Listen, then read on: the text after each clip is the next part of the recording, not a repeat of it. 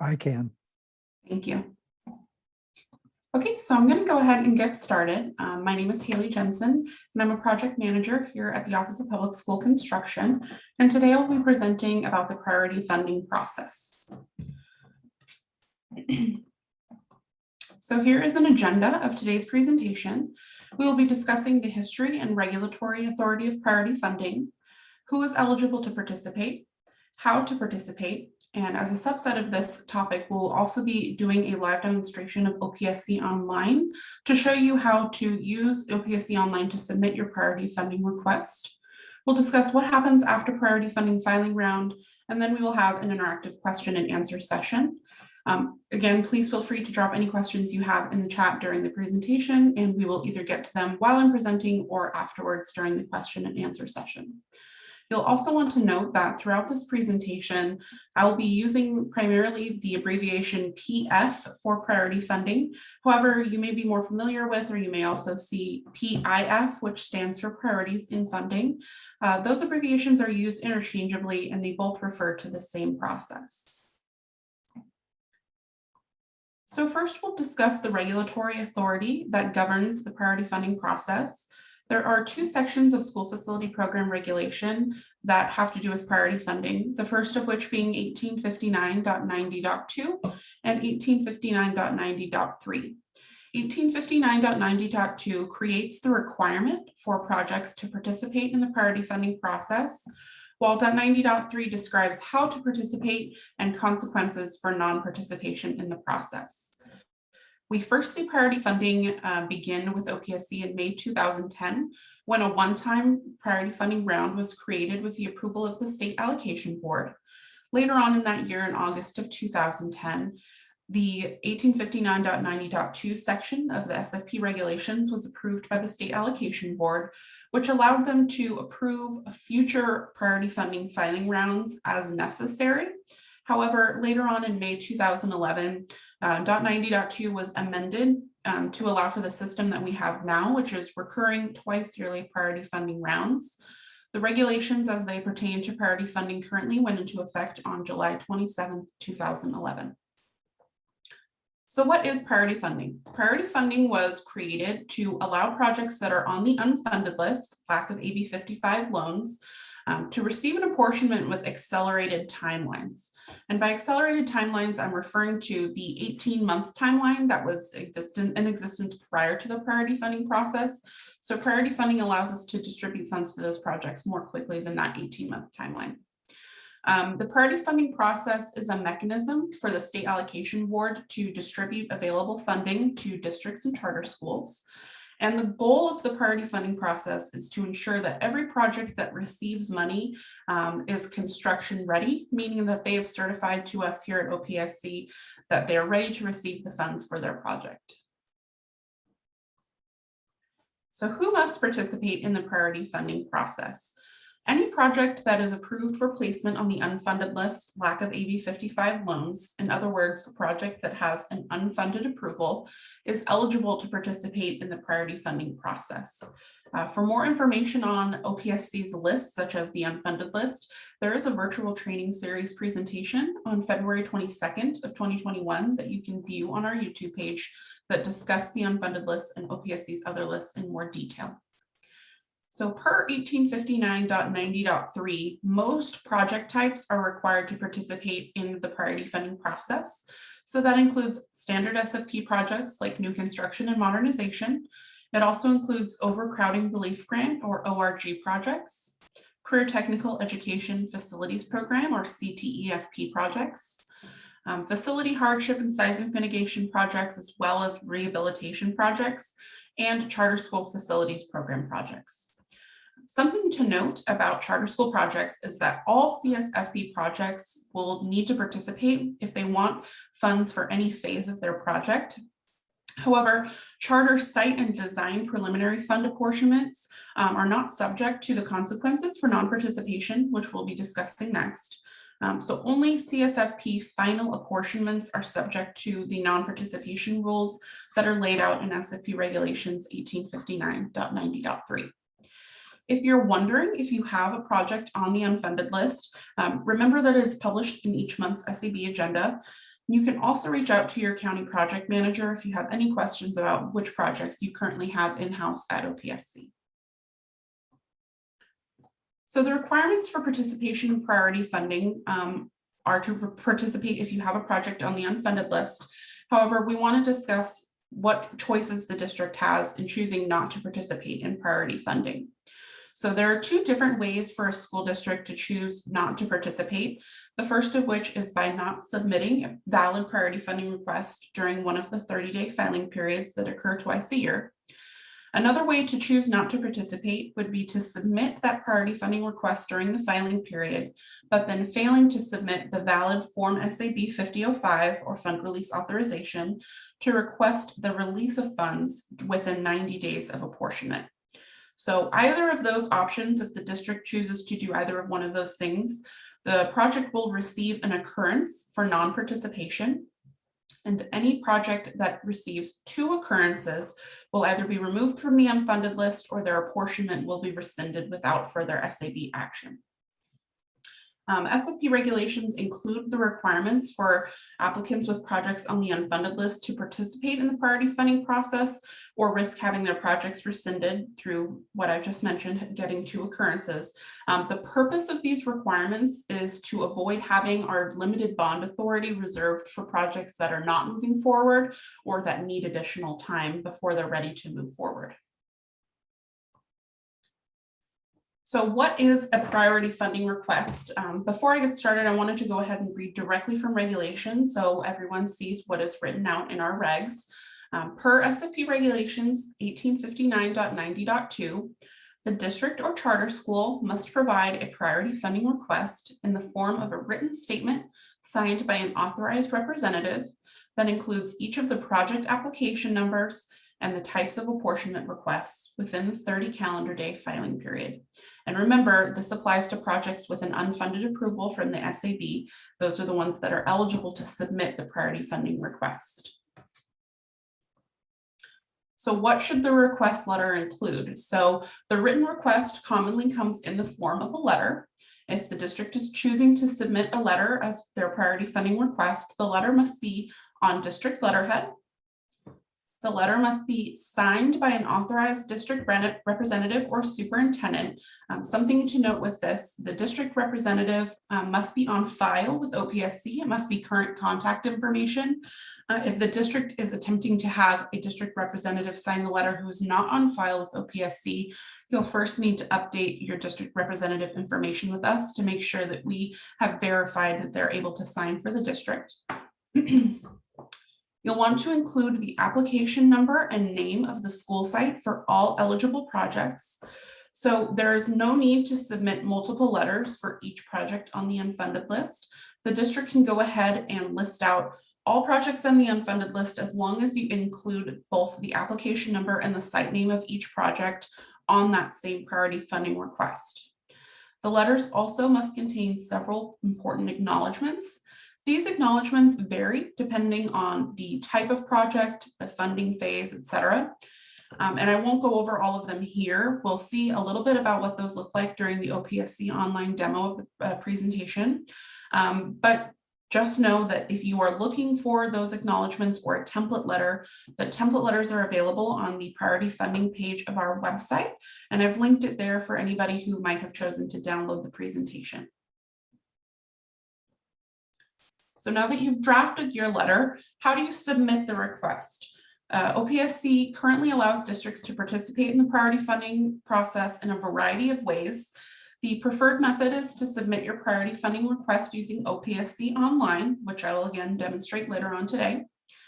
You may also submit your request letter via email to our application review team. And their email address is opscapplicationreviewteam@dgs.ca.gov. And I've included that email address there on the screen.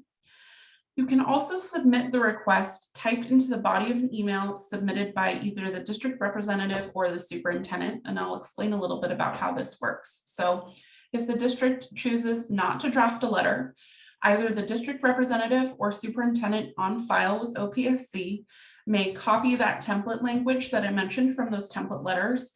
So that includes the acknowledgements, the application number and site name for each eligible project, and paste that into the body of the email. Because with this method, there is no signature, either an electronic signature or a wet signature. We require that that email comes from the email address of a district representative or superintendent on file with us in order to consider it valid. However, like I said, of these methods, OPSC does prefer that the requests are submitted using OPSC Online because it is by far the simplest method, and we'll discuss some of the additional benefits of using OPSC Online later today. So funding rounds. There are two 30-day filing periods a year set in regulation, one in the spring and one in the fall. The one in the spring begins on the second Wednesday in May and is 30 days long, lasting into June. The one in the fall begins on the second Wednesday in November and again is 30 days long, lasting into December. Requests submitted during the filing period beginning in May are valid from July 1st until December 31st of that year. And requests submitted during the filing period beginning in November are valid from January 1st until June 30th of the following year. So let's take a look at that a little bit more in depth. In the context of the filing rounds that are upcoming, we have two that are currently planned for this year: Priority Funding Round 21 and Priority Funding Round 22. So for Priority Funding Round 21, the filing period will be open from May 12th, 2021 until June 10th, 2021. Projects that submit a priority funding request during that filing period will be eligible for an apportionment between July 1st and December 31st of 2021. Priority Funding Round 22 will open on November 10th and close on December 9th of 2021. And those projects that submit a request during that filing period will be eligible for an apportionment anytime between January 1st, 2022 and June 30th, 2022. So as you can see, it goes into the next year. The funding rounds are set up this way in regulation in order to cover a full calendar year, giving OPSC flexibility in the distribution of apportionments, meaning that we can distribute those apportionments at any time during the calendar year, as long as a district has participated in the filing period. So the next chance a district has to participate in the priority funding process is during Funding Round 21. And again, that filing period opens on May 12th. So all projects that have received an unfunded approval between January and May of 2021 will be eligible to participate in this upcoming filing round. Now we're going to go through a couple of timelines just to kind of visually represent how these funding periods work and how a project goes from unfunded approval to apportionment.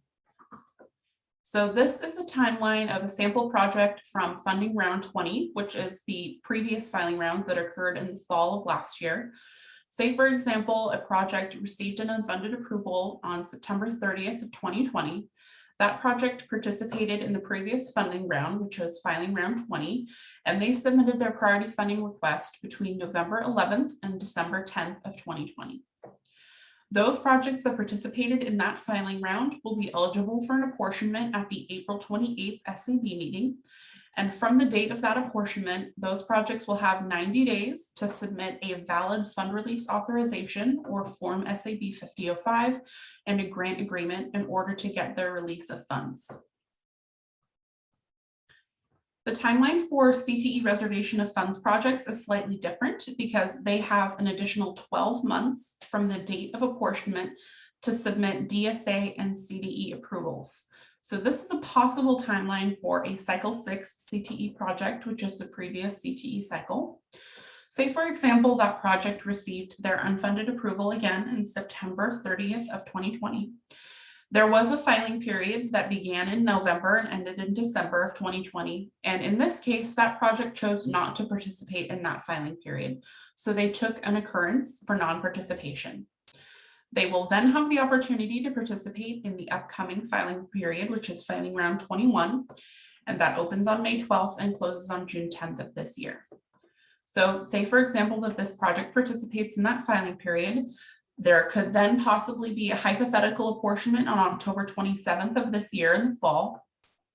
That CTE reservation of funds project would then have 12 months from the date of that hypothetical apportionment to submit their CDE and DSA approvals to OPSC. In this case, the example project submitted their approvals on the last possible day, October 26th, 2022. And from that date, from when their approvals are submitted, the project has 90 days to then submit their Form SAB 5005 and their grant agreement in order to get the release of funds. This is an example timeline for funding round 21. Again, the filing round that is upcoming in May. So say, for example, you have a project that got an unfunded approval in the March board on March 24th, 2021. That project would then be eligible to participate in filing round 21, opening in May 12th.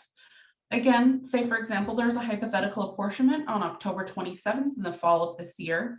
From the date of that apportionment, the project has 90 days to submit their Form SAB 5005 and their grant agreement, and can expect to receive their fund release depending on when they submit their necessary documents anytime between October 27th and January 25th, 2022, which is the deadline to submit the 5005 and the grant agreement. This is an example timeline for funding round 22. So say, for example, that you're unable to get that unfunded approval, you're still waiting for your project to be picked up, and your unfunded approval comes, say, for example, in July, so on July 28th, 2021. Projects that are receive their unfunded approval around that time will then be able to participate in filing round 22, which opens on November 10th of this year and closes on December 9th. Those projects can expect to receive an apportionment usually sometime in the spring. So in this hypothetical example, the apportionment occurs on March 23rd of 2022. And the 90-day window to submit the Form SAB 5005 and the grant agreement occurs between March 23rd, 2022, which is the date of the hypothetical apportionment, and June 21st, 2022. I will now go through a step-by-step guide on how to submit the priority funding request using OPSC Online. So OPSC Online submits the submission of priority funding requests in lieu of submitting a letter to OPSC either electronically or in hard copy. As I've mentioned before, this is the preferred method of submission, as well as the simplest. It does not require the district to prepare a letter. There's no letters to sign, and the certification, the request lives in OPSC Online forever. So it really is a great way to submit your request. The district representative or the superintendent must be logged into OPSC Online in order to submit the request, and the project must be in SAB approved status in OPSC Online. This is because it reflects the district being on the unfunded list, having that unfunded approval from the SAB. I'll be going through how to access OPSC Online and also how to log in. However, if you need more information about OPSC Online or would like a general overview, there is a virtual training series presentation on OPSC Online from March 19th, 2021 that you can check out on our YouTube page. So let's first refresh ourselves on the user roles for OPSC Online. You'll notice the different roles across the top of the table and the capabilities on the left side of the table. User roles include architect, design professional, delegate, which includes a consultant or other district staff, a district representative, and a superintendent user role. Again, if you're looking for more information on user roles, you can check out that OPSC Online training from March 19th. As you can see, any of the user roles are able to create a priority funding request on OPSC Online. However, only the district representative and superintendent are able to submit the priority funding request because they certified to the request and their submittal acts as that signature, again, in lieu of having to sign a letter. I'll now demonstrate how to navigate to OPSC Online from the OPSC website, which is linked at the bottom of the screen for those of you who may have downloaded the presentation.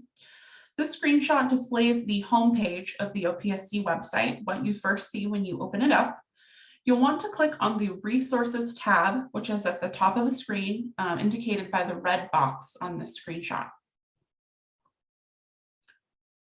Once the resource page opens, you'll want to scroll until you see the link titled Online Application Tools for School Construction Projects, which is outlined by the red box in this screenshot.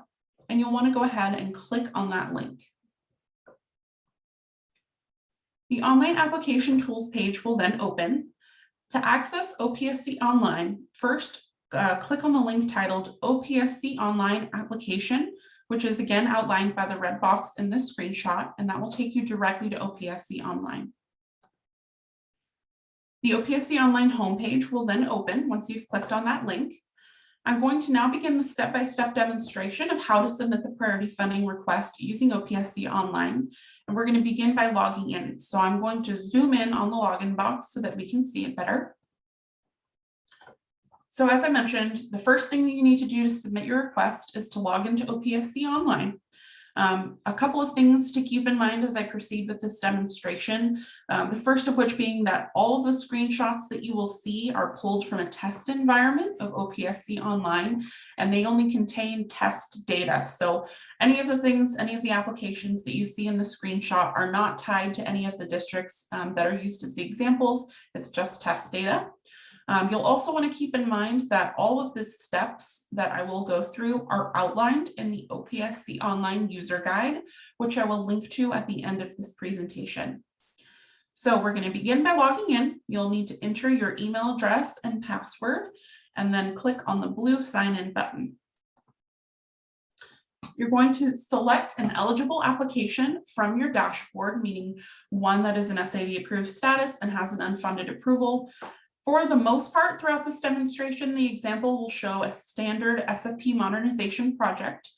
However, in areas where the text varies based on project type, I'm going to show a few different examples. If you have multiple eligible applications, meaning multiple projects with unfunded approvals, this process will need to be repeated for each one of those projects. Step 3 is to view the application screen of the application that you selected from your dashboard. Again, please note that the application itself must be an SAB approved status in order to proceed with submitting your priority funding request. You can see the status of this application outlined in the blue box on this screenshot. Our agenda team updates application statuses in OPSC Online fairly quickly after the SAB meetings. However, if you have an application that you know has an unfunded approval and is not an SAB approved status on OPSC Online, you can either reach out to me or your county project manager, and we will get that updated for you. Step 4 is to click the button that is titled Create Linked PIF Cert. That button is on the left-hand side of the screen in this screenshot and is outlined by the blue box. Again, note that since you must submit a priority funding request for each eligible project, this request that we're about to create will be tied specifically to this application.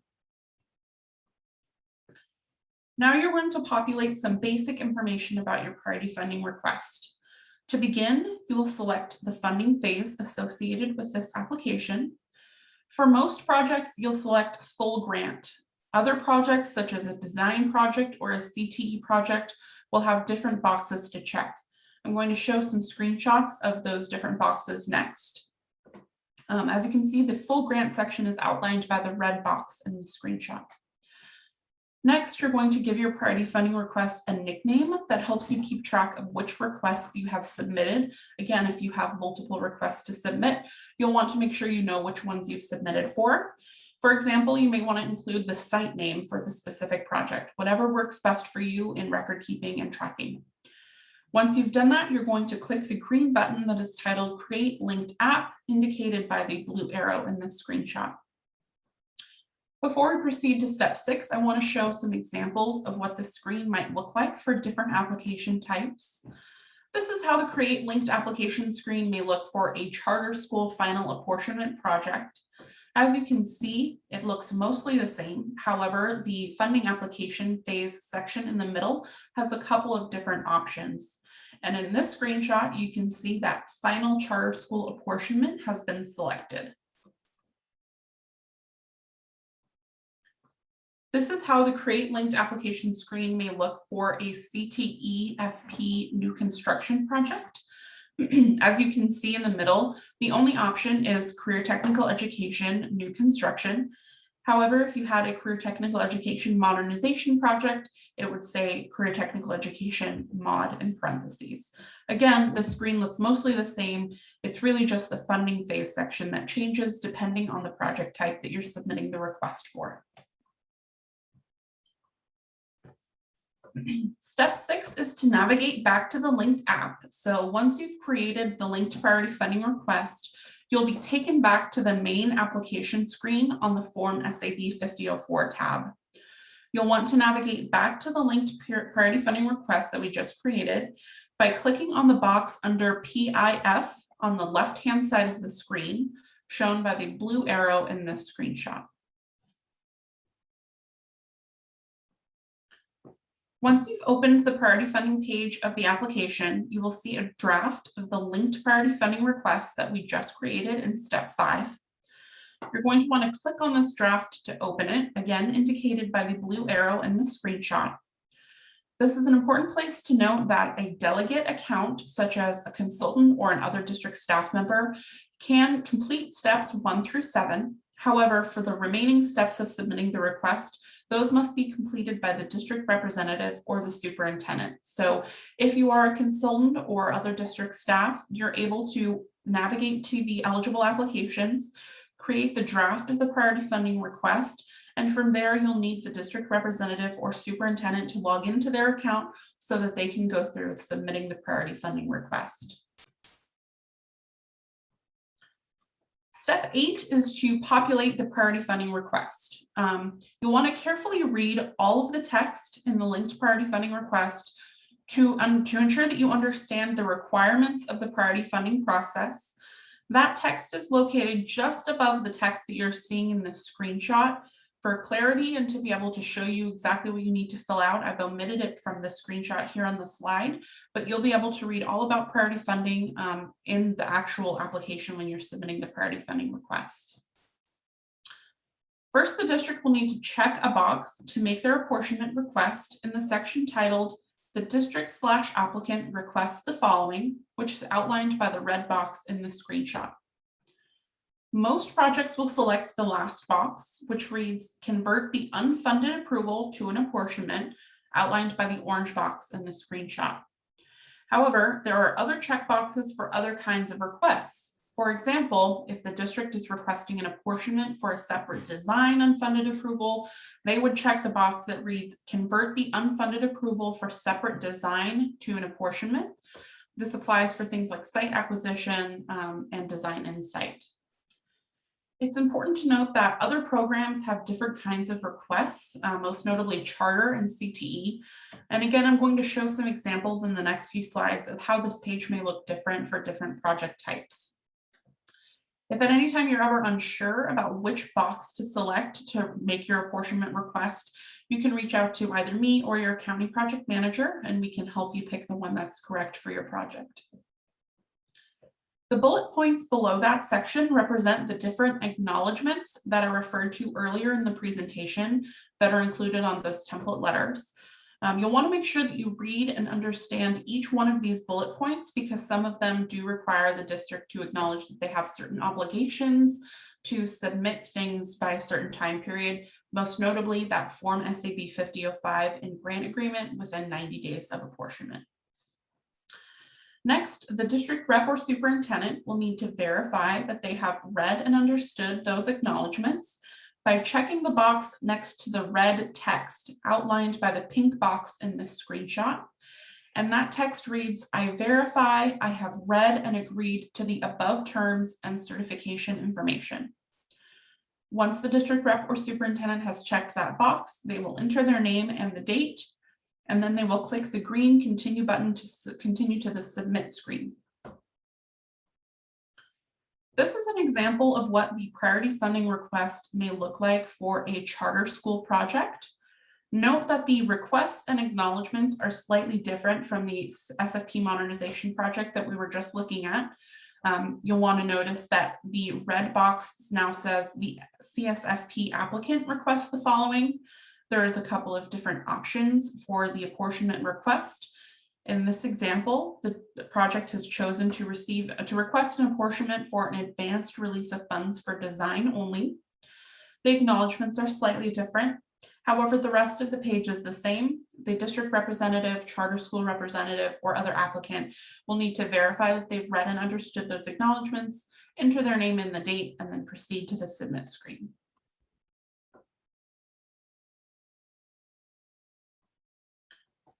This is an example of what the priority funding request may look like for a CTE project. Again, note that the requests and the acknowledgements are slightly different here as well. For example, you'll note that there's only two different options for the apportionment request, either to convert the unfunded approval to an apportionment or to convert the unfunded approval of a reservation of funds project to an apportionment. So CTE projects can either be ready for full funding or reservation of funds, meaning they have that extra 12 months to submit approvals. Related to that, you'll notice that the acknowledgements specifically recognize that reservation of funds projects do have that 12 months to submit approvals. And so those acknowledgements are tailored to CTEFP projects. Again, the district superintendent will want to make sure that they've read all of these acknowledgements and understand them before entering their name and the date and going on to the submittal screen. The final step is to certify and submit the priority funding request. The district rep checks the certification box, which is outlined by the orange box in the screenshot.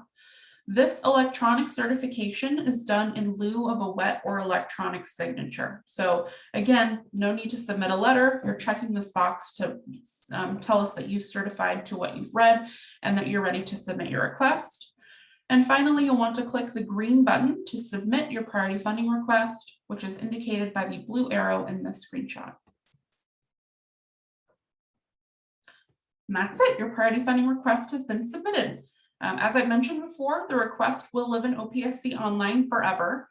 However, if you want a printed copy of your submission for your records, you can download the completed form as a PDF file.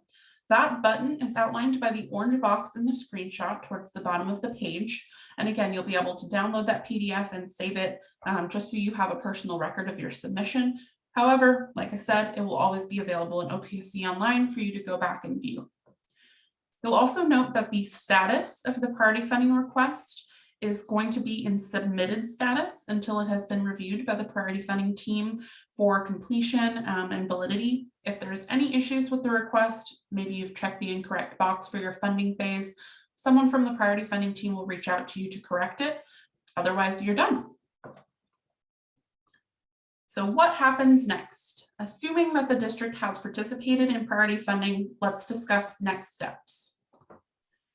After a district has submitted their priority funding request, their next step is to wait for an apportionment to be approved by the state allocation board.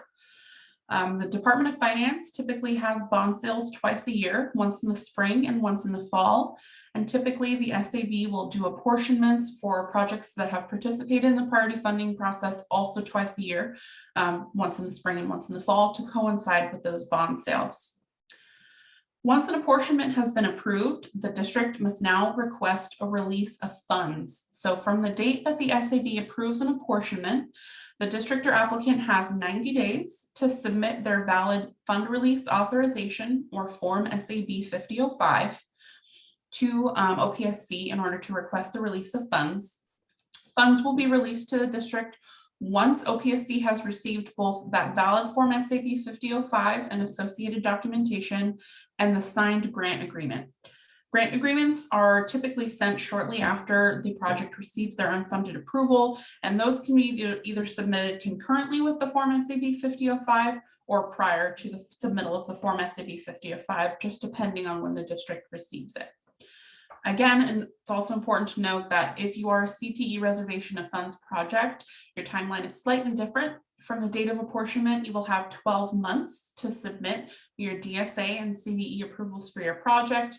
And once those have been received, then the 90-day clock begins to submit the Form SAB 5005 and the grant agreement. And that concludes today's agenda for the priority funding installment of the OPSC virtual training series. I want to let you know about some upcoming trainings that you may want to tune into. The first of which being the one that is happening later this week on Thursday at 10 a.m. We'll be having a presentation about CTE reservation of funds. Again, I've discussed that briefly throughout this presentation. If you have a CTE reservation of funds project, you'll definitely want to check out that virtual training later this week. At the end of this month, on Friday, April 30th, there will also be a virtual training on Form SAB 5005 submittals. And again, if you have a project that will be participating in the May filing round, you'll want to know more about next steps, which is submitting your Form SAB 5005. And that's also a really great presentation to check out if you need more information about that part of the process. Here are some additional resources if you're looking for more information about priority funding or OPSC Online. The priority funding page of our website contains a variety of resources, including the procedures for school facility program funding, non-participation frequently asked questions, and those request letter templates that I mentioned at the beginning of the presentation.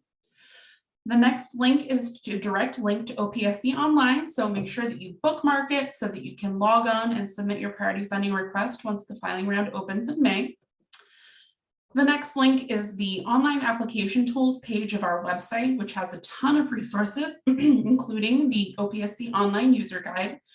The OPSC Online User Guide has step-by-step guides for many different OPSC Online functionalities, including how to submit priority funding requests. So if you've watched this presentation and later on in May, when you're ready to submit your priority funding request, you have a few questions or you want a refresher, you can check out that user guide. Finally, check out our OPSC YouTube page where recordings of all of the virtual trainings will be posted for you to review, again, whenever you need that refresher.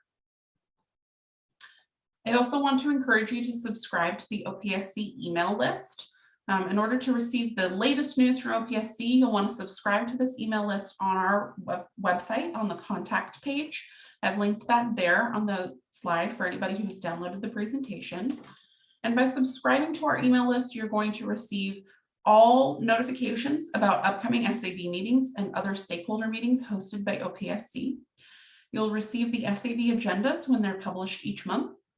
You'll also receive important announcements about priority funding, such as the opening of filing rounds and the announcements of apportionments and other important SAB and OPSC information. So now we'll transition into the interactive question and answer session part of our presentation. I'll leave this slide up for just a few moments so you can take a picture or note down our contact information. My contact information is on the left, and my supervisor, Tracy Sharp, her contact information is on the right. Thank you so much.